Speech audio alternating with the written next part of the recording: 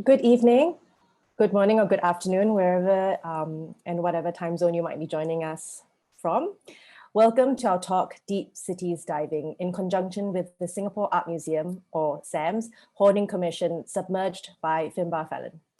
Before we officially begin, we wanted to highlight some points. This talk is being recorded and will be hosted on SAM's YouTube channel till 6 June, the last day of the exhibition of Submerged. The talk is formatted with an introduction by myself, Andrea Pham, presentations by speakers Finbar, Olivia, and Rob, and followed by a question and answer segment. We welcome questions and would appreciate if you could type them into the Q&A function in your Zoom window, where selected questions will be addressed during the question and answer section at the end of the presentations. With that covered, welcome again. My name is Andrea Pham, and I am an assistant curator at SAM and the curator of the Hoarding Commission, Submerged by Finbar Fallon.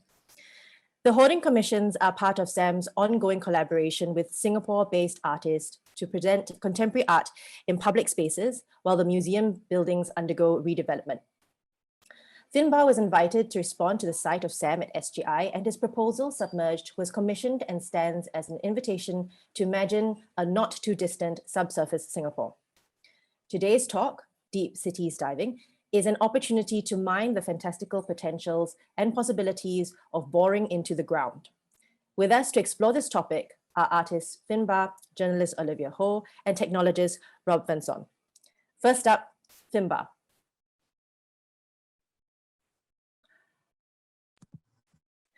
Finbar Fallon is an architectural photographer and artist based in Singapore and the United Kingdom. Trained as an architect and a RIBA Silver nominee, Fallon has received acclaim for works in various disciplines. These include the Blueprint Architecture Photography Awards 2019, Atrium People's Choice, Landscape Photographer of the Year 2016, Urban finalists, and Infrastructure Photographer of the Year 2016 finalists. His works have been exhibited widely at museums including the Art Science Museum and National Museum of Singapore, and are regularly published in journals around the world. Fallon recently curated the group show Transient Bodies for Singapore Art Week 2019. Over to you, Finn.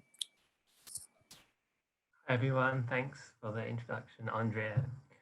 So today I'm going to be speaking about some of the topics presented in the artwork Submerged, which was envisioned as a site-specific work as it draws inspiration from the history and context of the Bras Basah area to imagine a subterranean city of the future.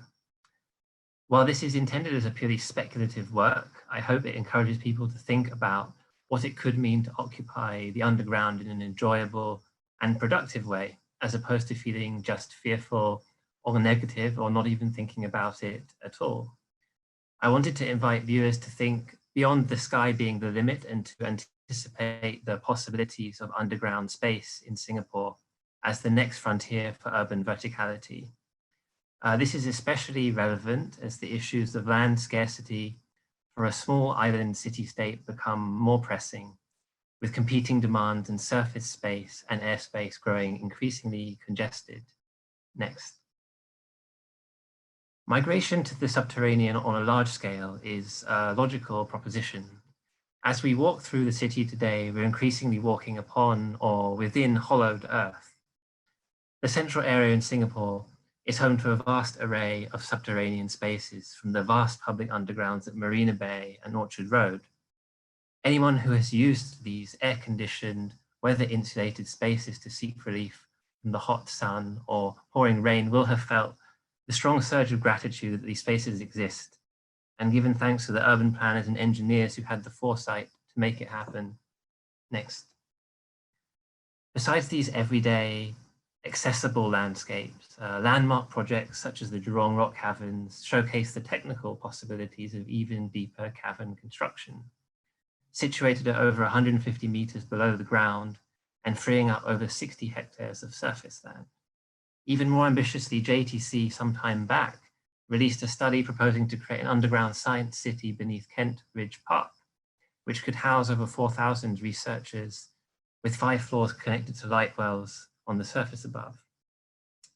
Such schemes might seem enormously expensive and technically challenging, and it would also be difficult to overcome the general aversion to spending long periods of time underground. but we also need to consider the trade-offs in terms of land savings and the chance to pioneer new urban solutions. Thanks to land scarcity, the staggering cost of obtaining even the smallest footprint on the island, as evinced by the ballooning government land sale prices over the years, make the idea of creating space anew below ground all the more attractive. Next. When mapped from above, the underground networks within the central districts of Orchard and Marina Bay reach out in all directions. Kilometers of air-conditioned passages interlock between expansive basements, MRT stations, and retail developments. Next. I find it interesting to see comparisons between other underground developments further afield in time and space.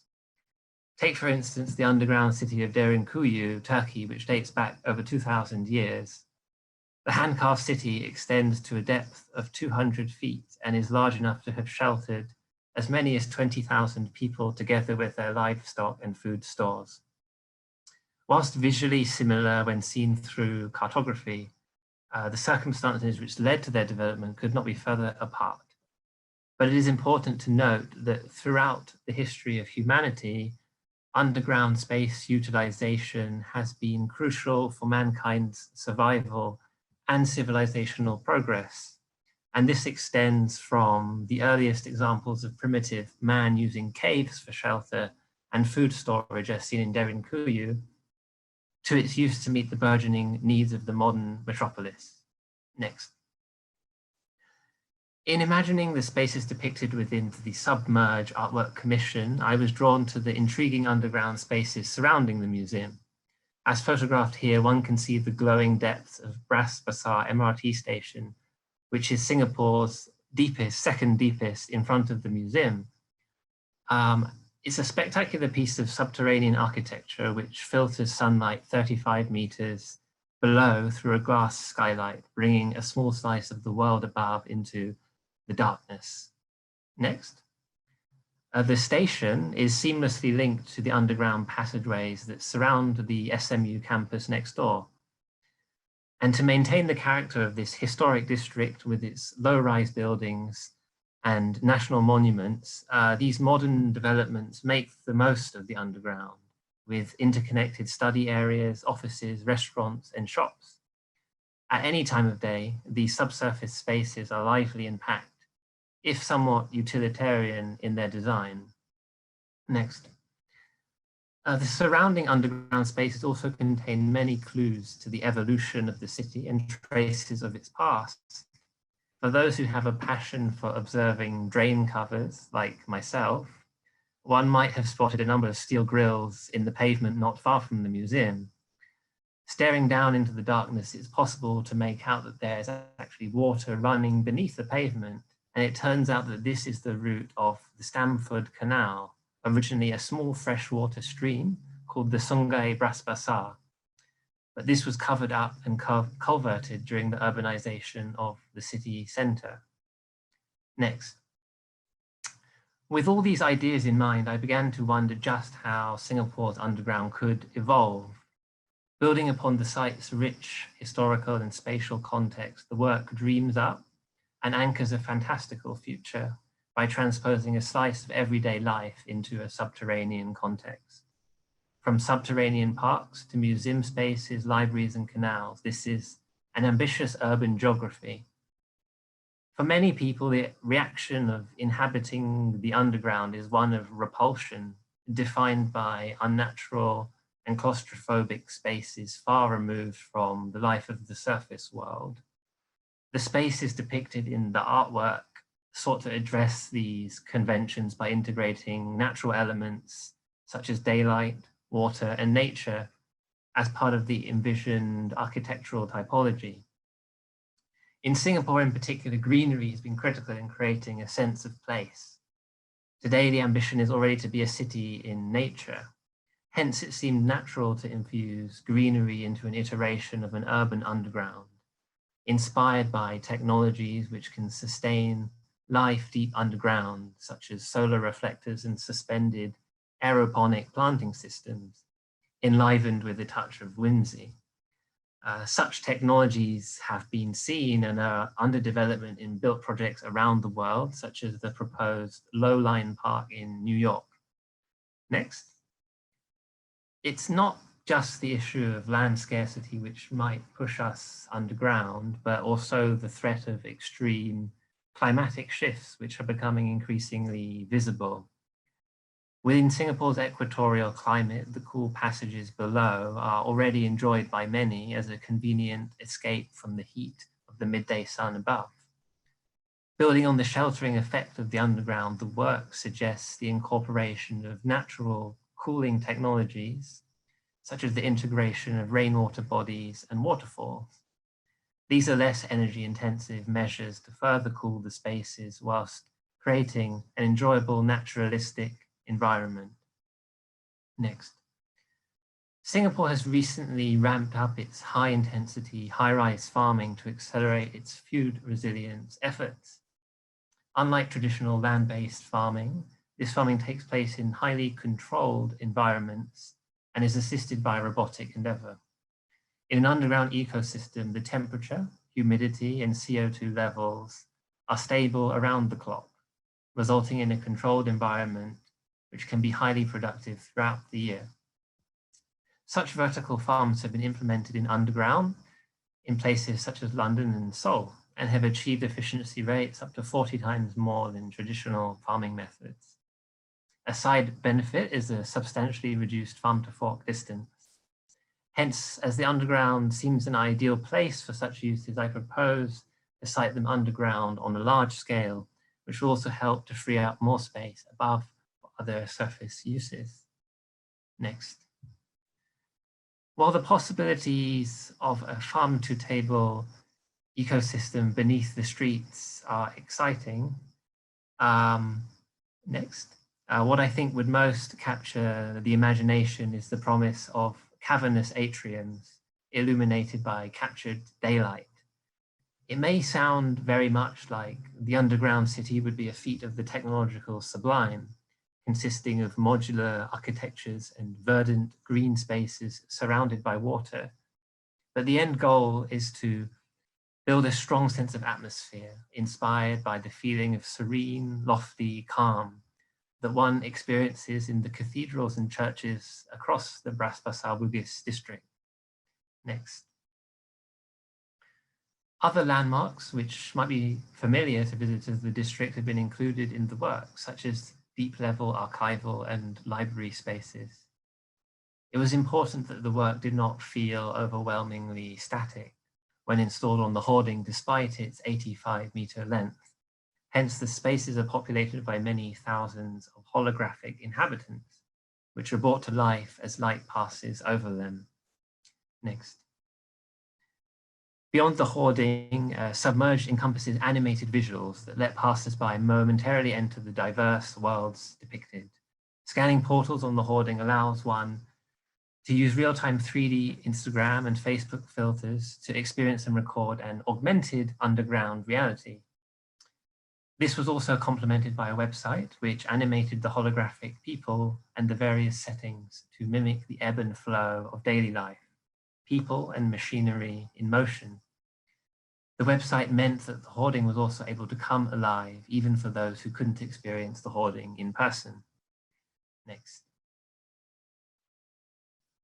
To conclude, I believe that at the right time, when political will, technological advancement and resources converge, Singapore will somehow make the deep level dwelling dream come true. And I will most likely be quite old if and when that happens. But it is a dream that is technically audacious in the service of creating livability. And hence I think it's an idea that could, or perhaps even already is, taking root here, given Singapore's excellent track record with reimagining and re-engineering its constraints to create new realities. As developments like Marina Barrage and the Jewel have shown, Singapore has the vision and skill to combine problem-solving engineering feats with compelling placemaking to create unique destinations.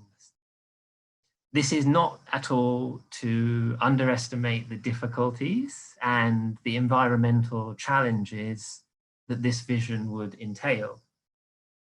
But I would argue that Singapore has proven itself able to dig deep into its ingenuity to create a livable and lovable underground world in the future, and radically undermine the power of land scarcity to limit our national and urban ambitions. Thank you. Thanks, Finn. We'll now move on to hear from Olivia. Olivia Ho is an assistant life editor at the Straits Times, where she oversees the arts beat and writes about, sorry, give me a second, writes about books. She has a first-class degree with honours from University College London and a master's in modern literature from the University of Edinburgh.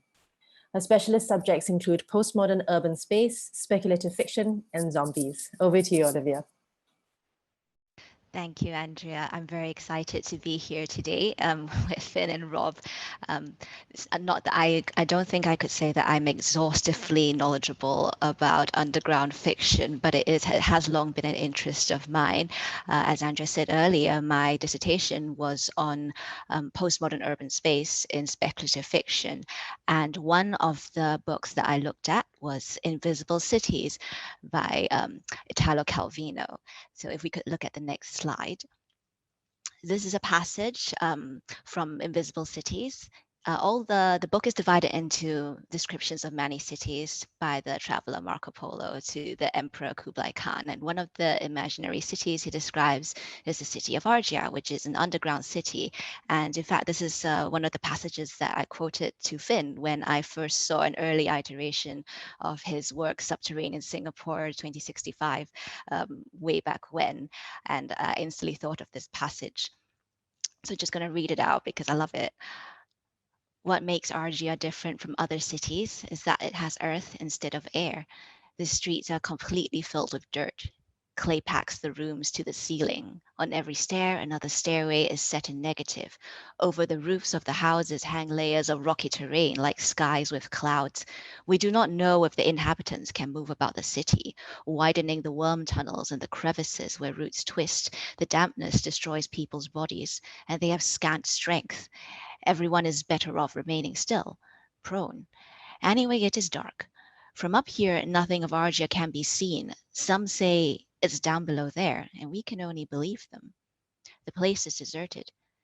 At night, putting your ear to the ground, you can sometimes hear a door slam. So 𝗲𝗲𝗄𝗏 is one of the hidden cities that Calvino writes about. The hidden cities are this particular category. They're cities of memory, cities of desire, cities of signs, and then they're the hidden cities. So what strikes me about this passage is that the city itself does not, in description, sound particularly livable, but yet at the same time, it stressed that the description is not something that is lived firsthand necessarily. A lot of this city is invisible, it is unseen. And yet, right at the very end, you hear the sound of the door slamming.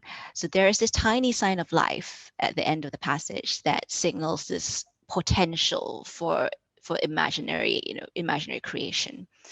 And that's what I love most about this passage. So next slide. The underground city is a fantasy staple in many fiction. Obviously, one of the most famous is Khazad-dûm in The Lord of the Rings by J.R.R. Tolkien, although people who have read the book may know it better as Moria. So the city is not looking great in the actual book itself, as it has long been abandoned, but back in the day when it was first founded by the first dwarf during the Deathless under the Misty Mountains, it was considered to be the greatest of all the mansions of the dwarfs. It's worth noting that this is a very, very old city, and in fact, it predates the creation of the sun and the moon in Tolkien's universe. Architecturally, it is fascinating. So there are many, many aspects which you only really get to see in the book and the movie as ruins. But when it is a living city, there is, for instance, Durin's Bridge, which is a military construction that is very long, thin bridge that separates the city from the outside world, and it's across a chasm. So in order to, if an invading army wished to attack it, they would have to come one by one across the bridge and then get knocked off the other end. Another feature is the endless stair. It's a single spiral staircase that goes from the bottom of the city all the way to the top of the mountain. And how it is lit is also quite interesting. There are a combination of what seem to be magic crystal lights. Here you see in the Song of Durin, which is sung by Gimli, son of Gloin, in The Lord of the Rings. He makes reference to light of sun and star and moon and shining lamps of crystal hewn. So these seem to be some sort of magic crystal lights that are like modern day electricity, but they're essentially they're very sustainable and they just go on. But at the same time, there's also mention of these use of shafts to let natural light filter down quite far into the city. Now, in The Lord of the Rings, of course, it's a deserted, very dangerous mine. This is because in the Third Age, Khazad-dûm wanes and it is abandoned. And this happens because the dwarves dig too deep for this precious material, which is known as mithril.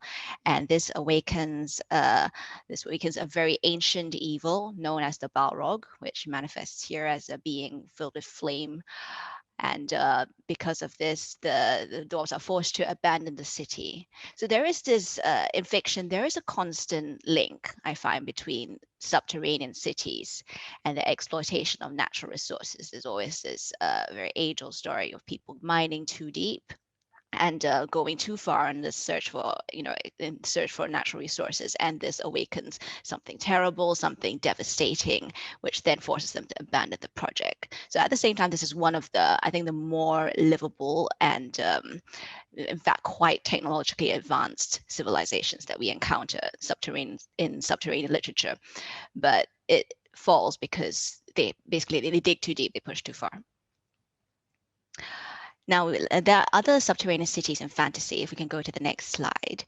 I pulled up just a few examples that I can think of off the top of my head. One is in Whispers Underground by Ben Aronovich. This is from the Rivers of London trilogy, Rivers of London series, sorry. So in this book, there are these people called the Quiet People. They are a very quiet civilization that live under London, and they don't really interact with outside society. They are very good at pottery. And then in the children's book, Artemis Fowl, there's Haven, which is a fairy civilization. And it is way more technologically advanced than surface human civilizations, but they have been driven underground in order to avoid detection and destruction by humans. And I also thought I would throw in my favorite Haruki Murakami book, which is Hard-Boiled Wonderland and the End of the World. And this is divided into two worlds. One of the worlds is there is this narrator, and he goes into the sewers of Tokyo to go to this laboratory. The narrator is a Calcutech. He's a human encryption computer, so he can store information in his head in a sort of encrypted fashion. He is brought to this laboratory in these sewers to meet an aging scientist with information that he needs to encrypt in his brain. And so I think what links all these three books is that they are all, the subterranean civilizations are all instances of people who are retreating into reclusion from surface society and its many depredations. And then next slide. Now we're going to go back in time to 1895, which is when H.G. Wells wrote The Time Machine. This is a seminal work of science fiction. In it, the narrator travels to the year 800 and 2701.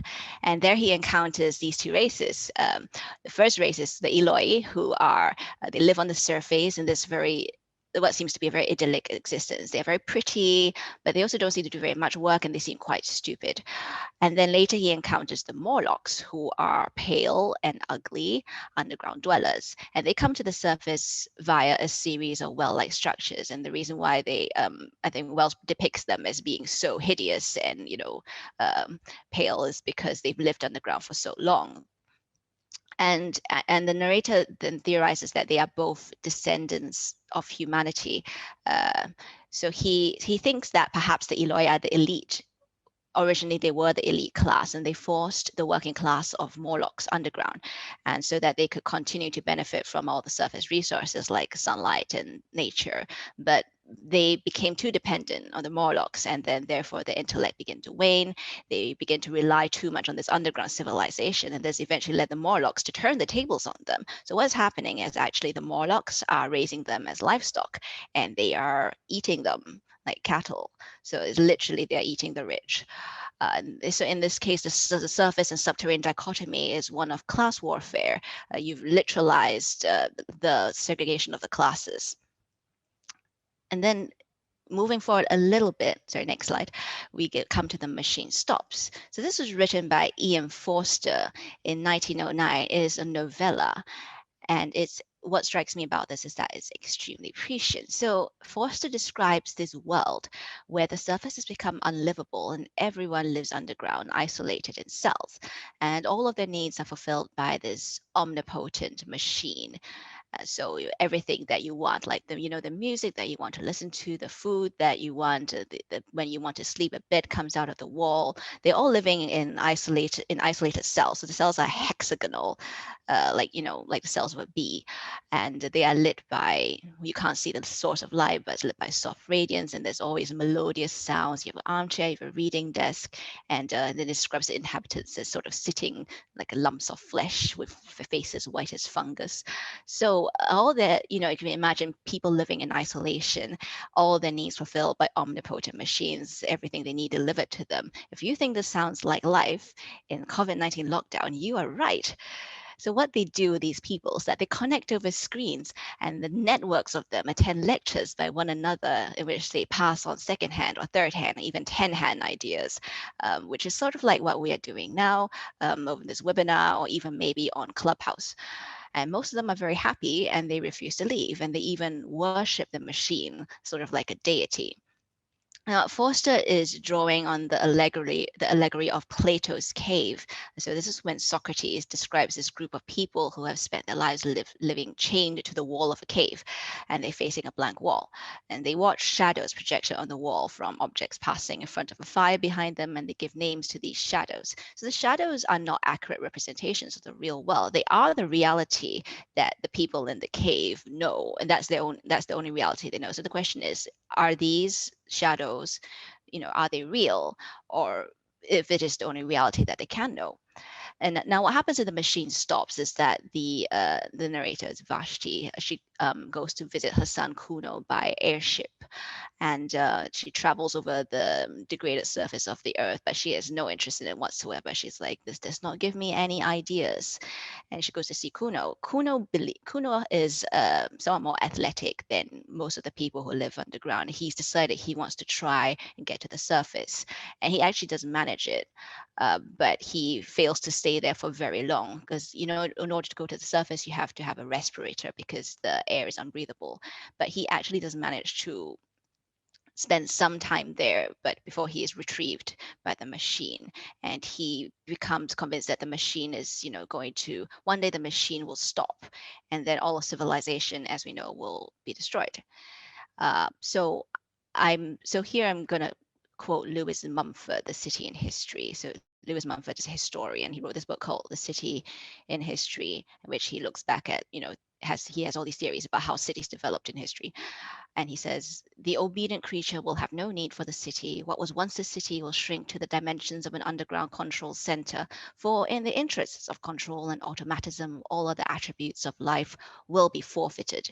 And then a bit further on in the book, he says, the underground city threatens in consequence to become the ultimate burial crypt of our incinerated civilization, which is very grim and bleak. And the Kuno says in The Machine Stops, he says, that we have lost the sense of space. We say that space is annihilated, but we have annihilated not space, but the sense thereof. We have lost a part of ourselves.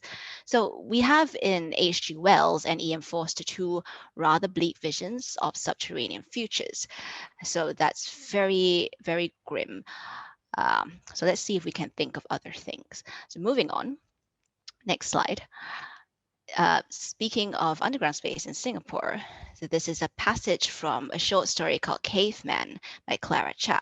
So in 2016, Clara Chow wrote this book called Dream Stories, in which she interviewed a series of architects. And based on these interviews, she created these sort of spatial visions. One of them is an underground tunnel project in which in Singapore, people have sort of moved underground, and then they have to ballot to get time on the surface. And the ballot to move to the surface for a few years is sort of like a timeshare, but most of the time they have to stay in these kind of moldy underground versions of HDB flats. But here, Clara Chow, she describes part of the underground civilization as, actually being quite thriving. So she says they would eat, they would head out to explore the tunnels, they have night markets, they have jazz clubs in these underground caverns. And then there's this part where she talks about the semi-columbariums, in which people's bodies are stored in capsule hotel-like clear pods. And apparently they're very popular excursions of primary school kids, because you can sort of press them, and then they will show you the body in the state of decomposition. And of course, the gases from the decomposing bodies are harvested from the pods for industrial and agricultural use. So it's a very, very life cycle. It combines recycling, it combines science education, and preserving the memory of the dead, albeit in this, if you're squeamish, that's probably not a great way to do it. Okay, next slide. So I'm also quite interested in the idea of the underground as a form of resistance. So one of these, underground is often, the phrase itself is often taken as a form of, resistance against a sort of surface ideology, against the establishment. So one of my favorite books is Neverwhere, fantasy novel by Neil Gaiman. And it's an urban fantasy, and it interrogates and troubles the duality between upper and lower, between surface and subterranean, and the entitled and the dispossessed. So it takes place in London, but there are two Londons. One is London above, which is the one that is known to the reader, and London below, which is a distorted version of its upper counterpart that exists in underground tunnels, in sewers, in abandoned sites, and it's inhabited by the people who sort of fall through the cracks. And the protagonist, who's called Richard Mayhew, he discovers this alternate London when he stops to help a bleeding girl on the pavement. And she turns out to be this noblewoman who has escaped from London below, and she's on the run. But in helping her, Richard ceases to exist in London above. And so he gets thrown out of his home. He has no friends. People literally cannot see him, even though he's talking to them. So he has no choice but to enter into the underside of London and join Dorn in his quest to solve a family's murders. So the division between the two Londons appears to create a hierarchized binary that segregates upper dwellers from the lower, again, like what we saw slightly in H.G. Wells' Time Machine. But this is a duality that's actually an illusion, because the boundaries are often transgressed.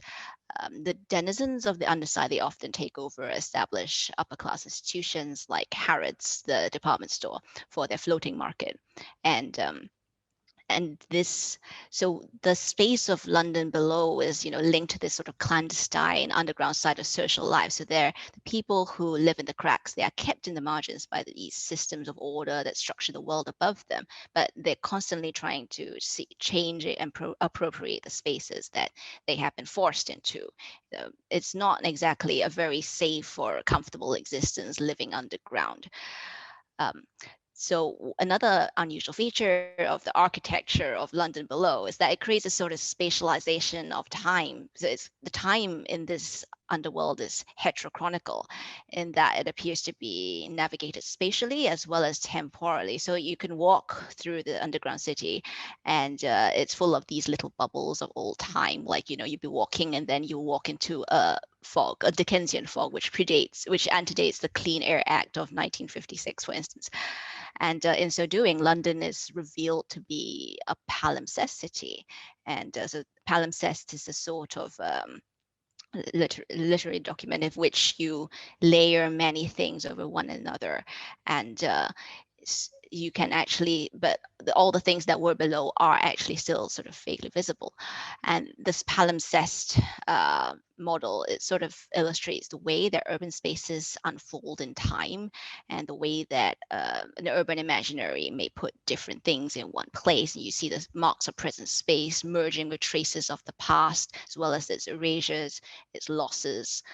And so if I could quote here the spatial theorist Henri Lefebvre, so he has this metaphor in which he compares the spatialization of the spatialized urban space to a kind of pastry, which is a millefeuille pastry. It's a French pastry that's a 1,000-layer cake, like a 1,000-layer 𝗲𝗓𝗓𝗧. So imagine that.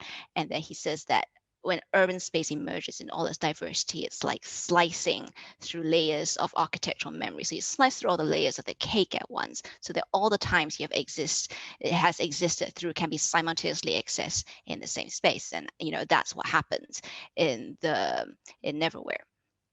So that's why it's it's a setting of an urban fantasy. But it's very evocative of the real invisibility that certain dominant categories of space force upon the marginalized that are left behind by urban progress. So it opens up spaces of literally underground resistance that contest the reality of cities that we think we know.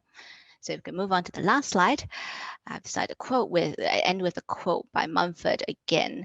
Mumford says, "Is there still a living choice between necropolis and utopia? The possibility of building a new kind of city that will, freed of inner contradictions, positively enrich and further human development?" And so that is a question that I will probably have to leave to the urban theorists in this group to work out. Thank you very much. Thank you so much, Olivia. Before we go on to hear from Rob, I thought I would remind everyone that you are welcome to pose your questions in the Q&A function at the bottom. I think you'd see that in the bottom panel, and we would address some of the questions during the Q&A section. So feel free to start writing in your questions now. Thank you. And now we come to Rob. Let me pull up your bio, Rob. Rob and Son is a project leader of Digital Underground, a research to application project that aims to develop a roadmap for the 3D mapping of existing and future utility networks in Singapore. The availability of an integrated above ground and underground 3D digital map will enable planners to plan in a holistic manner and improve management of underground infrastructure. The project is a collaboration between the Singapore ETH Centre, Singapore Land Authority, and the City of Zurich. Rob is a technologist with over 10 years of experience in applied scientific research, public sector consulting, and product development. He is experienced in connecting cutting-edge research, technology providers, and end users to develop applications for serious gaming, virtual and augmented reality, and web technology. Take it away, Rob. Thank you. Right. Thanks, Andrea.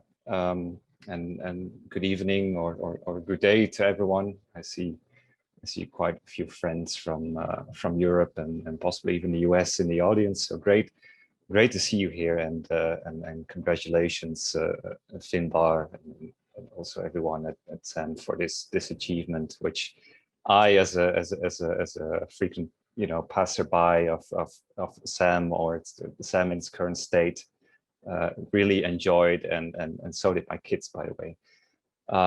So in the next 15 minutes, I hope to talk a little bit about something that's very real, which is a challenge about finding out where underground utilities are in Singapore. And hopefully I can convey to you why this is important to enable Singapore to go underground, which has been such a prominent ambition of the city-state. I'll try and give you a bit of a glimpse on how you could scan and ultimately build the maps of the underground and its infrastructure, and try to translate that back into how I hope the future will look like in Singapore. Next slide, please. So while the narrative of land scarcity is probably as old as modern Singapore itself, as far as I know, as an outsider, I say that only in recent years, the use of underground space has become a very prominent strategy to solve this problem of land scarcity. And if you read carefully, I think, of course, going underground is currently mostly seen as a way to create more opportunity above ground.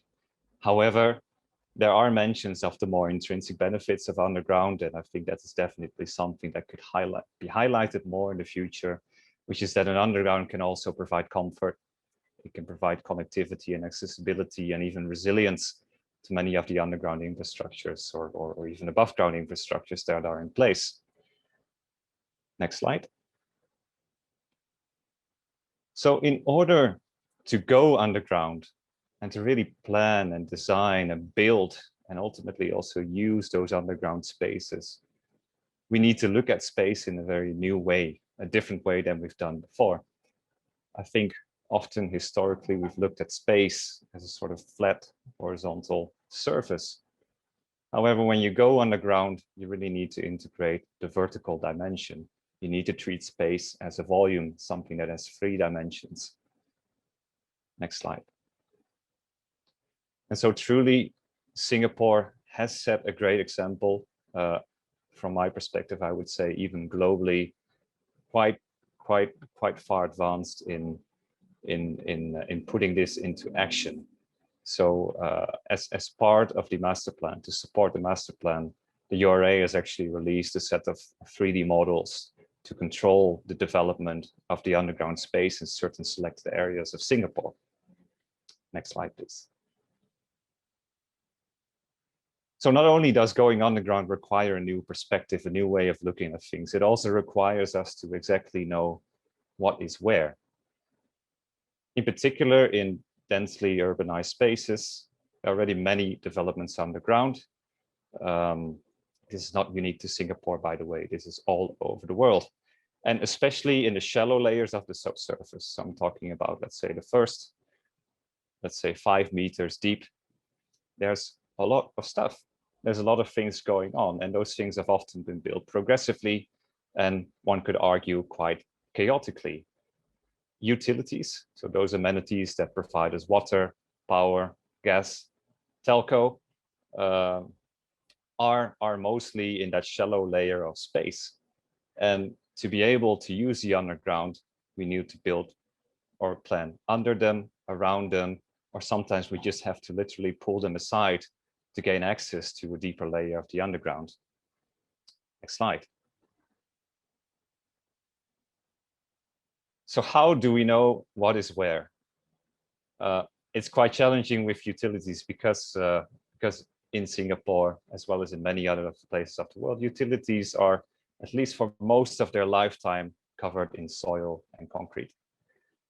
Although the above surface can give us certain clues about what exists underground, fire hydrants, manholes, scars on the surface of the road, it will not tell you the entire story. And in fact, I can assure you that an unexpectedly dense spaghetti of pipes, ducts, and cables exists underneath this very street, and many streets in Singapore, especially in the central areas. Next slide, please. Since long ago, authorities and companies have mapped utilities historically by means of hand-drawn and paper maps. Next. And in more recent years, we've seen a move towards digitization, mostly to suit asset owners' asset management needs, where we see data being drawn as 2-dimensional maps and schematic drawings that give an indication of where things are, for example, relative to the side of the road. Next. And in more recent years, more recent times, we're seeing a move towards 3D, where it is now becoming possible to fully plan, design, build, and deliver things fully connected and digitally. And this is really the future. Next slide. However, there's one big problem with all of that. Much of the information, much of the maps that we have access to at the moment are unreliable. And what I mean with that is that they're often inaccurate. They may not necessarily be complete. So there are things on the ground that are not mapped, that are not in our information. It may also not be up to date, which in a city, in a highly dynamic place like Singapore, is a really big factor. And to make matters worse, even when things are good, when things are accurate, we don't really know how to appreciate that because we cannot distinguish between something that is bad and that's good.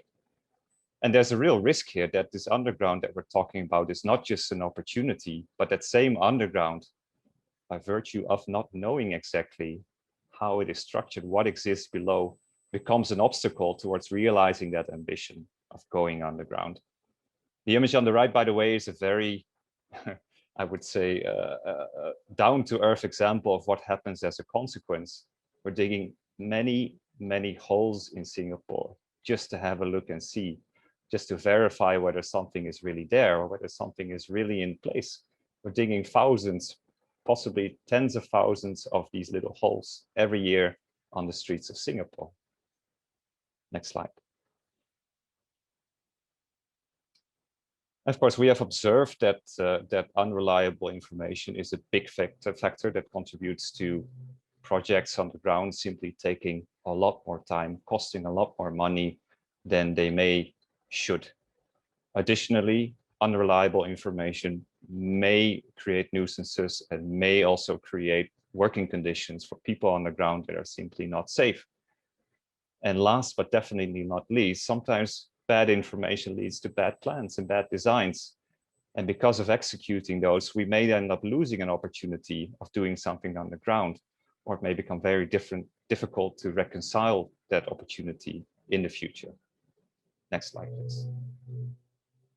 So I have the honor and pleasure to have been leading this project called Digital Underground since late 2017 from within my own organization, which is the SEC, but sponsored by Singapore Land Authority and with the support of a lot of partners in our ecosystem.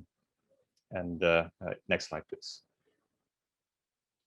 So how would we exactly build a better map? How would we map the underground? How would we map those pipes and cables and ducts and many other types of objects and infrastructure assets that we have below the ground? Well, obviously, there's one very easy way, which is to map things when they are seen. So often when things are installed, there's about a brief moment in time. In Singapore, it's exceptionally short compared to anywhere else in the world. We're looking at maybe a couple of hours where you can see something before it is covered up again by soil. So this is easily the best opportunity to get the best possible data, no matter what else I will show and tell you in the next few slides. Next slide, please. Of course, we can survey that with conventional techniques like total stations and GPS, but increasingly we're seeing a move towards using photo or laser-based devices, even as basic as your own handheld or tablet. Next. And these scans can actually produce these beautifully dense and rich point clouds, which we can bring back to the office to further analyze and measure in. Next. Or even use to produce very high resolution 3D models of pipes, which are kept basically for eternity, even when the surface of the road gets backfilled. Next. So of course, this does not give an answer to improving much of the quality of the information that we have on existing and buried assets. Often we don't know exactly how deep they are. Where are they in terms of 3D? So how would you improve the quality of existing information? Well, obviously you could wait until it is seen again. As I said, those little thousands of holes, they only give you a tiny window, a very fleeting window. But just imagining capturing a few thousand of those on a yearly basis, and maybe you could start making some assessments about the quality of your data and maybe even improve it over time. Next, please. But there are other ways too, ways to map things when they are not seen or when they're not visible. You could actually put things inside and through pipes, specialized devices that use technology called gyroscopes and inertial measurement units that can result in these beautiful 3D squiggly lines. Next slide, please. But what if we could actually look directly into the underground without opening up a new hole? At the end, in late 2018, we conducted a series of quite extensive trials using a technology called ground penetrating radar. This ground penetrating radar works on the principle of sending electromagnetic waves down into the ground. And by measuring the intensity of the reflection, we're able to make some sense of what exists below the ground, easily a few meters down. Next, please. For example, in this area in Toa Payoh, a relatively old residential estate in Singapore, we had to traverse the street many times to achieve a full coverage. Next. And ultimately, that information gave us a very rich source of data, which enabled us to perform some kind of CT scan, if you will, of the surface, which enabled us to literally peel away layer by layer of the underground, going deeper and deeper and seeing what's below in the ground. And you may consider yourself, to have the potential to be a surveyor as well, because I'm sure you can see some linear looking structures within this data. And these are most likely pipes and ducts running underground. Next, please. We analyze this data. We have to look in something called radargrams and look for visual patterns, so-called hyperbolas, and to interpret them ultimately to really confidently say whether something is a pipe or a hole or a rock or a V-bar or something else. Next. And after processing, that data can be made ready available in the 3D virtual space. Next. However, these are exciting times in terms of technology and techniques. I expect many more interesting and new techniques to become available in the future. Imagine being able to send down robots or drones into otherwise inaccessible spaces or spaces that are hazardous for us humans. Next. Or imagine actually being able to see the gravitational fields of the Earth itself and being able to see how utilities disturb that field in order to locate them. Next, please. To summarize, I think there are many different ways underground utilities and the underground can be mapped. In the end, our goal is not really to wield all those techniques and start building a map, just produce another map. What we're really after is to produce a digital twin. We want a living map, a map that continuously reflects the state of all underground utilities for the whole of Singapore, continuously collecting different observations, measurements, models, so that at any time I can get the best and most accurate and most complete map of Singapore or of a certain area that I want. Next. And ultimately, the availability of such data, when we can truly rely on it, when we can trust its accuracy or at least know its accuracy, this will unlock a whole new range of technology and applications where we could literally go down onto the street and see what is there without digging holes and making good decisions, digging safely in the space. Next. And we always remind ourselves that it's probably not so much actually about data and not so much about technology, although we love it, we think it's cool. It's also a lot about people and processes. I like all of these photos, and the reason I like all of these photos is because every single photo features at least one person from the government, at least one person from industry, and at least one person from academia. And they're all learning together. And come to think of it, maybe we should have a photo where someone from the arts space participates in our research. I would love to see that. Next slide, please. And so to conclude, Finbar asked me, like, what are your aspirations for the underground? And honestly, I like living above the ground. I don't need to go underground so much, to be honest. But what I would really hope, and would hope that, of course, our work is contributing towards, is that ultimately we don't think of above ground and below ground as so different anymore. We treat them in the same way. We consider them a whole part of the urban fabric. And that means, the underground has to be treated a little bit different, really as something that can deliver value, that provides essential services to a city, to its residents, to its businesses. And hopefully a bit of better data will contribute a very tiny piece to that future. Thank you. Thank you so much to all the three speakers for your sharing. First of all, thank you, Finn, for explaining again your artwork. I'll have to go and visit again and take note of all the small, minute details. Olivia, thank you. I was just telling my colleagues that I need to borrow all of these books because you've painted such you've whet the appetite, essentially. And Rob, you've really engaged with thinking about the city, and this will occur to me the next time I walk the streets, and the next time I see a pothole, I'll think of you and take a photo. At this point, we've gone into a question and answer section, and I see there are a few questions already, and I'll read them off if that's all right. They are directed to Mr. Rob. 𝗘𝗫𝗛𝗧 has asked, the point cloud 3D laser marking or radar, is more accurate in vast areas? Question mark. This is quite a technical question.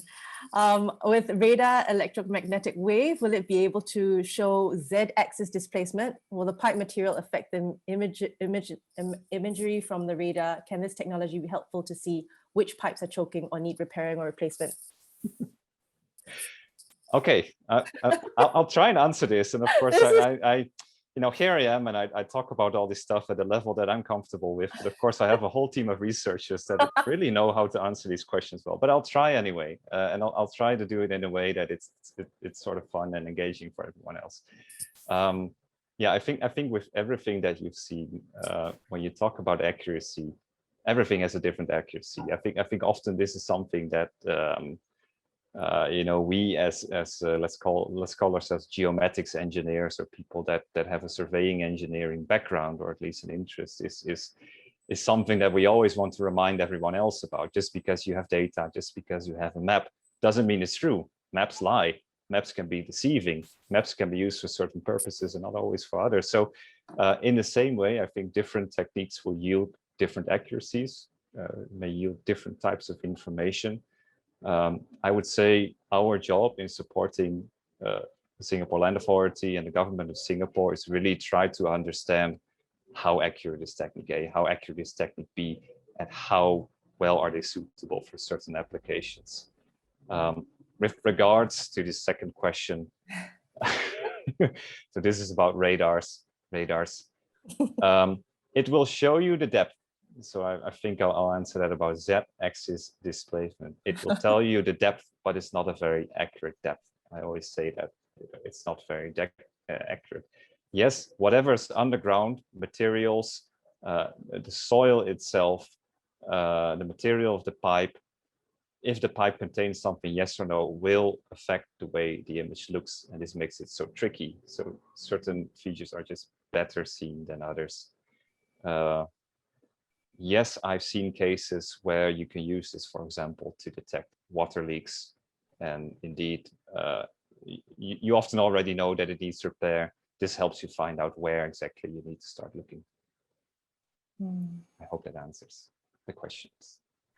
I see there's another question, I think, that asks, maybe something that both Rob and Finn could answer. Are there websites and international companies from which you can get practical knowledge of the underground world? Practical knowledge. I don't know if that's, and then maybe we can answer that directly. We can type that answer to this person if you let us know what that answer is. I'm going to look something up. Okay, sure. And I'll just type it. All right, great. Yeah. Meanwhile, maybe I can round back to Finn. I'll ask you some questions, if you don't mind, about your practice in general and your interest in the subterranean world. So your hoarding permission is a widening or deepening of your interest in subterranean living. Your earlier work, which is what Olivia also mentioned briefly, was Subterranean Singapore 2065, which was produced in 2016 and then shown in Singapore in 2019 at the Art Science Museum. And this really illustrates your long-term interest in the concept of subsurface living. I was interested in first, what drew you to the notion of such developments to begin with? And second, how your inquiry into producing works on such a theme has changed from iteration to iteration, as in the case of Subterranean Singapore, and project to project. I've always been interested in subterranean spaces, and I list caving and kind of urban exploration as kind of two hobbies of mine. So I spend a lot of time kind of experiencing undergrounds firsthand. So back in the UK, that would be exploring undergrounds, kind of natural cave systems around the UK. In Wales, for instance, kind of abseiling and spending weekends kind of in the vast natural tunnels, but also exploring urban undergrounds as well. So doing urban exploration, which is venturing into kind of older, maybe even abandoned underground spaces, such as tunnels or utility networks. And I think with this in mind, when it comes to thinking about urban undergrounds, what often comes to mind is kind of the quotidian utilitarian landscape, such as underpasses, service tunnels, and kind of transport infrastructure. And I think a lot of attention architecturally is given to the world above ground. And I think that my interest is kind of rethinking about these deeper spaces in an architectural sense and kind of the pressing needs of the modern metropolis, how we can reinvent these spaces. And I think, as Olivia has shown, like they exist prominently in fiction through film, literature, and as Rob has shown on the more realistic side, the very kind of utilitarian nature of this functioning of the city. And I think I'm trying to kind of bridge the gap between those fictional ideas and kind of the more realistic underground proposals and kind of fuse them together into kind of an imagination. So the second part of the question was kind of how has the work varied between the earlier filmic work, Subterranean Singapore, which was an animated short film. And I think kind of both works build on the idea that deep level dwelling is plausible and even desirable urban future. However, the work which Submerged looks at is very much a site-specific work with Bras Basah context and the Singapore Art Museum. And it's focused on presenting kind of the everyday life of that specific area.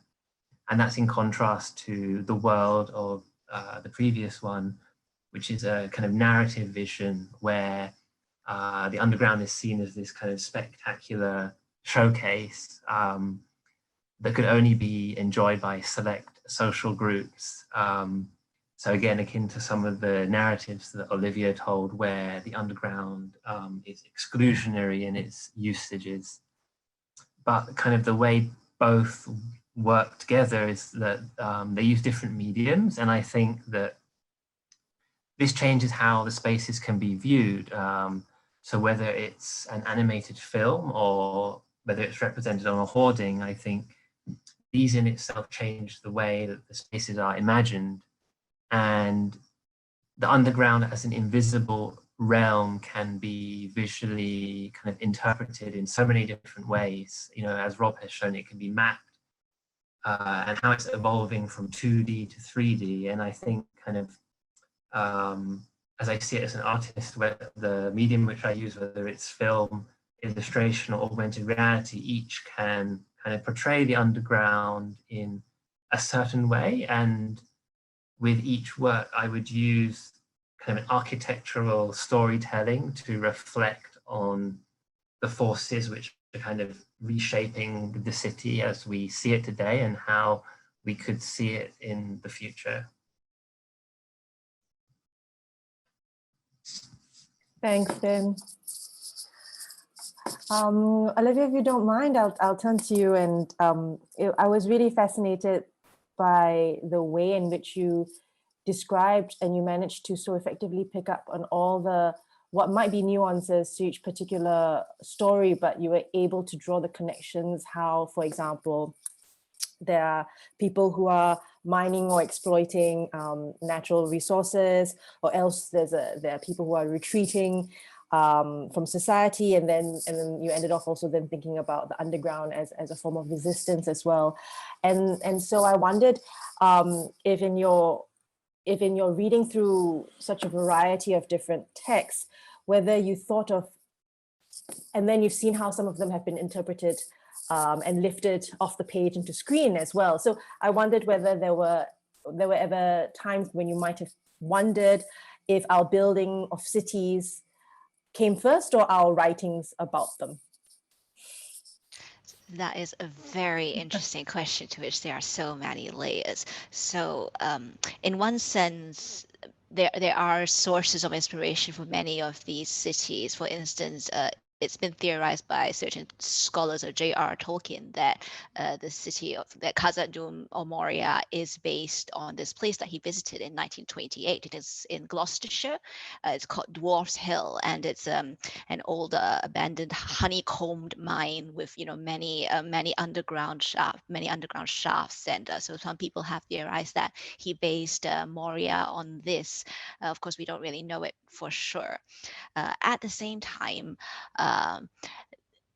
you can say someone like E.M. Forster. How would Forster have thought of something of the machine? How would he have been so? There's no way he could have seen life in a pandemic that would be where we all be living under lockdown and isolation and almost completely dependent on other sources for our survival. That's incredibly prescient and completely not like what we imagine E.M. Forster to be thinking, or mostly we know him for like Passage to India and all of that. But so I think to answer the question, I would go back to something I heard the science fiction and fantasy writer Ken Liu say in a Singapore Writers Festival event some years ago. So he was asked sort of the same question as to whether science fiction is meant to predict, or whether it's really, how do people predict the future? Can science fiction predict the future? And his answer to that was no, it's not predictive. It's not like a guessing game where you're like, this is how I think it might be, and ta-da, somebody's gonna copy that and invent something. So that's not how it works. For instance, 1984, a lot of people say that George Orwell was very predictive, that he was so prescient in seeing how a dystopia might have worked. But that is not, in fact, how 1984 occurred. 1984 did not go the way that Orwell described in 1984. And the reason for that is because Orwell had thought of, in his book, he had thought of the language of dystopia. He had presented this way of, he had coined his words like groupthink, doublespeak. And because of that, we were aware of what it might look like. And it became a way to sort of be warned against it or to resist it. So it's not that these visions of underground cities are predictive of what the future might look like, but they do give you this language to imagine that possibility. So if that answers the question. That does, very much so. Thank you so much. So actually, I see several other questions from the public, so I'll save mine and dive right into theirs. So I think same again from Gia and to Mr. Finbar and Miss Olivia. In an event where subterranean city is the future, would you share your personal vision that the benefit of going subterranean for the potential future city in comparison to higher high-rise or floating sea cities or hypothetical flying cities? And how would it benefit humankind as a species, physical and mental health, social structure, safety, evacuation? I think this could be one for all of you, actually, yeah, in a way.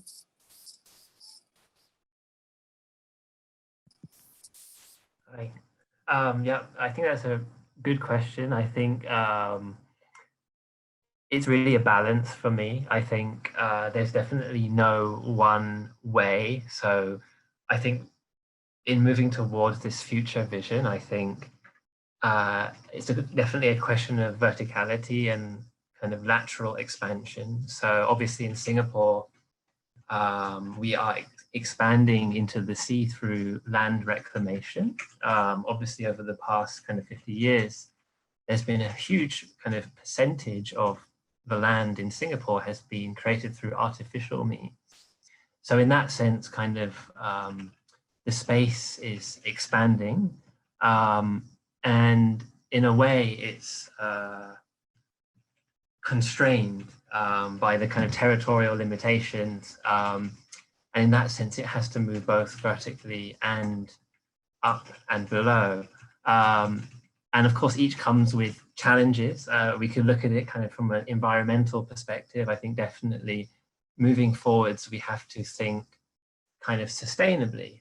So kind of what exists on the surface and kind of how do we choose what gets priority? So for instance, we could say a lot of the surface land at the moment is green and it's kind of a natural space. And do we prioritize kind of keeping those natural spaces and instead kind of densifying further into the sky and below in order to maintain kind of certain land uses over the others? So for instance, I always like to look at kind of graveyards or cemeteries, which are always kind of tied to the underground. And when we think of the underground, we think of the dead, kind of the burial. But in Singapore, it's getting increasingly hard to have that space for burial. So kind of the values of what goes underground is changing. And instead, kind of we have spaces like Bukit Brown, which were cemeteries will be turned into residential use as it's seen as kind of a more productive.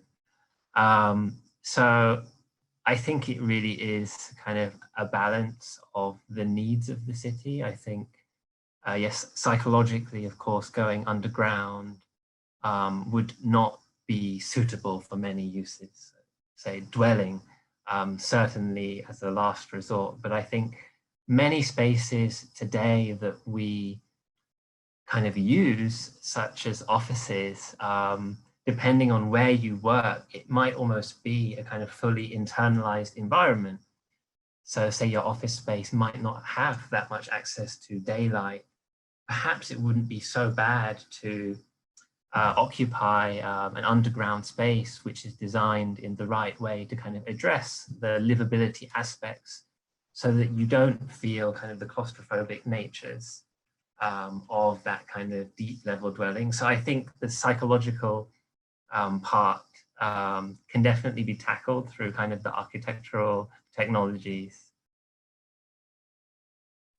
To jump onto what Finn said about the cities being tied to graveyards and to necropolises and to the dead. So there's this school of thought that cities, sort of have the origin in the necropolis, because what we had at the beginning was people moving around like nomads, and what really made them stop and start to put down roots was because they started to bury their dead in places, and then you can't move away from that. That's why you decide to settle in one place and you build your city around that. So that's why we got all these famous necropolises through history, like ancient Egypt, to even like Glasgow, for instance, their necropolis, so in a sense, that's why I think the idea of underground living has been present in societies and civilizations since the very beginning. And so in a sense, that's perhaps one of the advantages, that it's already been present in the imaginary for so long. I like, say, flying cities, which I think are still at this point quite a hypothetical proposition, like you said, Gia. Of course, all of the different cities have their own advantages, have their own disadvantages. And what we've seen is that there are a number of things that we have to be wary of, like the fact that just because you can go deep underground does not mean that you should totally do it all the way. That is also, like everything else, a finite resource. And what is probably most important is to continue to conserve all the resources that you have, whether above ground, underground, and to use those sparingly and not in an exploitative fashion. And so I think that's something that we would have to be very, very aware and wary of as we proceed in whatever direction it is that we're going. Thanks, Olivia. Rob, did you want to add on to the responses? No, okay, sure. Then Rob, maybe I can ask you a question because you don't get off that easy. I wondered, because your work has taken you cross continents, and you've seen many different sort of field works and research and technologies as well. I wondered if you could share any specific anecdotes that you have observed in your time in Singapore specific to the mapping of its terrain. Mm-hmm. Okay, so I'll get a few out of the way. Singapore does not yet have an underground network for distributing beer, but some other places do. While in Singapore, we pump around cold water. In some other places, they will do the opposite. They will pump around hot water, and that's simply because of the difference in climate. I think one thing that always fascinates me is that you know, we look a lot at other cases. We try to compare. We take the best practices from overseas, but you always have to contextualize things within, you know, a certain culture, and you know, it's fascinating to see how others deal with problems. But sometimes, you know, you're looking for patterns, like, for example, utility strikes. So many people over the world are hitting utilities all the time, and so we're speculating, like why does Singapore, or why does, for example, Japan have so little, while, you know, Europe or Northern America, why do they have so many, like every few seconds? And we start talking about the quality of the information, how everyone maps it so accurately. But then, you know, there are other things, like did someone then someone suggests, like, have you actually looked in Tokyo what it looks like? Because a lot of the stuff is actually not on the ground, it's actually hanging over you. I think what I want to say, and I think also this is what we try to do, is, of course, we try to learn, but we also try to contextualize. I speak a lot to Swiss people, but a lot, you know, even though Singapore likes to compare itself to Switzerland in many ways, and, you know, I think you know, everyone thinks they want to be like Switzerland and whatnot, or everyone thinks they want to be like Singapore, but the ways I think, and I say this as a Dutch person, by the way I feel that Swiss people work and think and how they want to be regulated, for example, is very, or how they expect to be regulated, is very different from what an average Singaporean would expect. So you have to sort of take the lessons from the other places, but you have to contextualize them before you can apply them in the local Singaporean context. Thank you, that makes sense. So I'm going to go back to some of the questions that the individuals who are still with us, thank you so much for sticking with us on, are we still Tuesday? Tuesday, yeah, this is a short week. I wanted to find out then specifically from one or all of you, Jonathan's asked something specific to building taller, given how much it costs and the hazards that go along with deep underground building. And I wonder if you can speak to perhaps a sense of whether there are limits that we can go, whether we can go as tall as we might like, and whether the sky is necessarily really the limit. Maybe one or a few of you can answer that for us. Thanks. I'll just start off with the boring part, which is that I think there are a couple of laws in Singapore that basically prevent you from building too high, and I think it's mostly due to airspace protection. However, I will say that, you know, the taller you build, the heavier something becomes. So I think Jonathan's argument is similar, of course, and I'm not an expert, but I know, of course, that there have been tall buildings that have that did not get the proper foundation, and they're simply too heavy. And of course, they ultimately they sink, or they tilt over to one side. So I'll just add in that you know, there are also limits to going higher, and maybe it's just something simple like weight or size.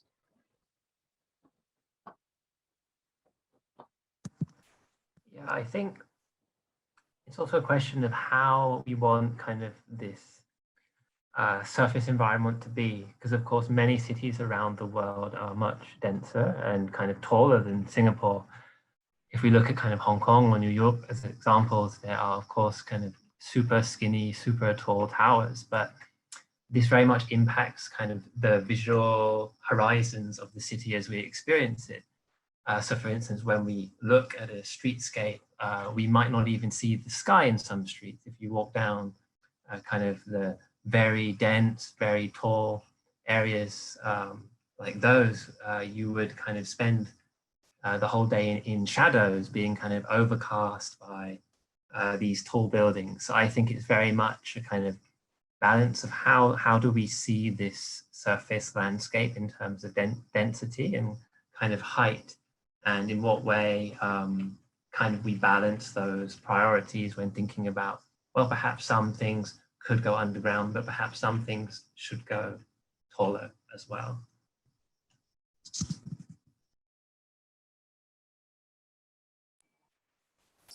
Olivia, did you want to share anything, or we can move on? All right. So then this is an elaboration, I think, that maybe Finn, you touched upon briefly when you were talking or responding to one of the earlier questions. And 𝗘𝗫𝗛𝗧 would like to find out realistically what the possibility of a future where Singapore proceeds to develop housing underground, because in many cultures, the Chinese in particular, the underground is for the dead, which is also what Olivia talked about. So you can imagine how subterranean living is a highly contentious topic. What would it take for such a reality to be enacted? So I guess we could think about kind of the far future planning. Obviously, we all have kind of in our minds kind of doomsday scenarios where kind of the underground could be seen as kind of this ultimate safe space.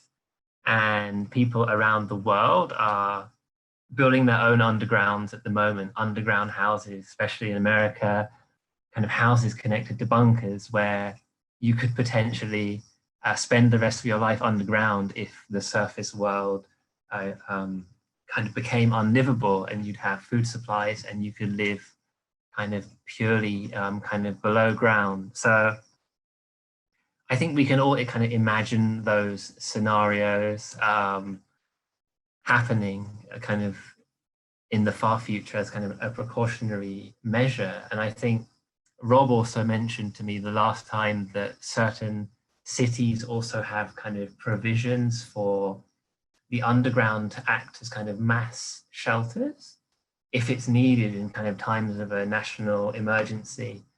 One also interesting thought in London, particularly in kind of the extremely kind of high-end developments in London due to the house prices, what's been known as kind of Iceberg Homes, where kind of the ground below the house has a larger surface area than what's above. And I find that very interesting, just in terms of how kind of the financials of the land pricing have kind of forced a kind of embedding of the architecture kind of deep into the underground. So it's really much a priority of kind of what comes first. Are we thinking kind of from a financial point of view, or a cultural point of view, or kind of a safety point of view? Because we can design an underground to kind of capture any one of those. And I think, you know, if our ambition is to kind of protect humanity in the future, then yes, underground could be an escape, in the same way that people are kind of thinking about perhaps going to live on Mars in the future. So it's kind of how do we kind of design these spaces to kind of enact certain futures which we might want to live in.